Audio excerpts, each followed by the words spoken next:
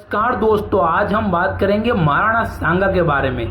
महाराणा सांगा का असली नाम था महाराणा संग्राम सिंह।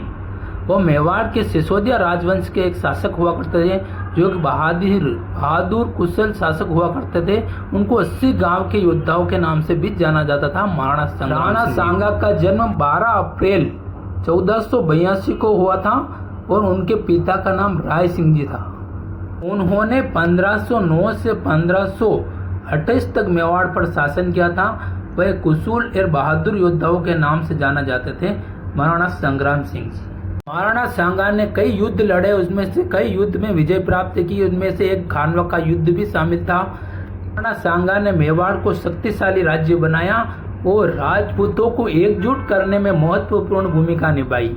महाराणा सांगा के एक हाथ, एक पैर और एक आंख फूट जाने के बाद भी महाराणा सांगा हमेशा युद्ध में डटे रहते थे। जब भी युद्ध होता था वह हर युद्ध में युद्ध करने के लिए जरूर जाते थे।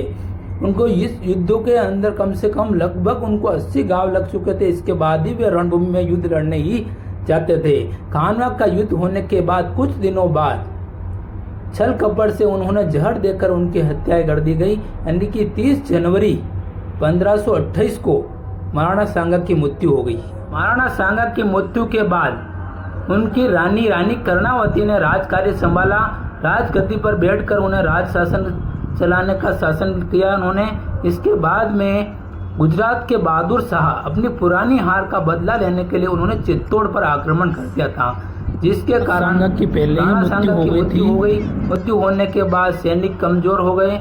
इसके कारण उनको बहादुर शाह से युद्ध लड़ते लड़ते उनको हार का सामना करना पड़ा, जिसके कारण रानी कर्मवती ने 1535 के अंदर जोहर कर लिया था। उस समय दोनों पुत्र उदय सिंह और विक्रमादित्य को पन्नादाय को सौंपकर रक्षा का वचन देते हुए पन्नादाय को दोनों पुत्रों को देकर बूंदी भेज दिया था। इसके बाद रानी कर्णावती ने जोहर कर लिया था। यानी कि 1535 के अंदर चित्तौड़गढ़ किले के अंदर ये जो आप हरा हरा बाग देख रहे हो, इसी के अंदर रानी कर्णावती ने इतिहास का दूसरा सबसे बड़ा जोहर किया था।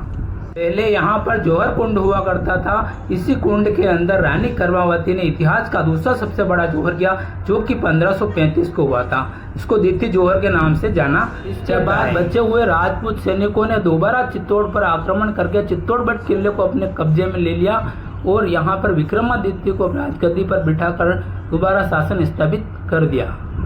इसी प्रकार दासी पुत्र बनवीर ने विक्रमादित्य की हत्या करके उदय सिंह की हत्या करना चाहा, जिसके कारण पन्नादाय ने दोबारा उनकी रक्षा की और उदय सिंह जी को वहां से कुंभलगढ़ ले गई। कुंभलगढ़ ले जाने के बाद बड़ा होने के बाद वापस उदय सिंह जी ने चित्तौड़ पर आक्रमण किया और यहाँ पर वापस चित्तौड़गढ़ किले को अपने कब्जे में कर लिया। राणा उदय सिंह जी और जयंता बाई के पुत्र हुए थे महाराणा प्रताप। यही महाराणा प्रताप मेवाड़ की आन बान और शान बने। महाराणा प्रताप के पिता उदय सिंह जी और उदय सिंह जी के पिता महाराणा सांगा, यानी कि महाराणा सांगा महाराणा प्रताप के दादा हुआ करते थे।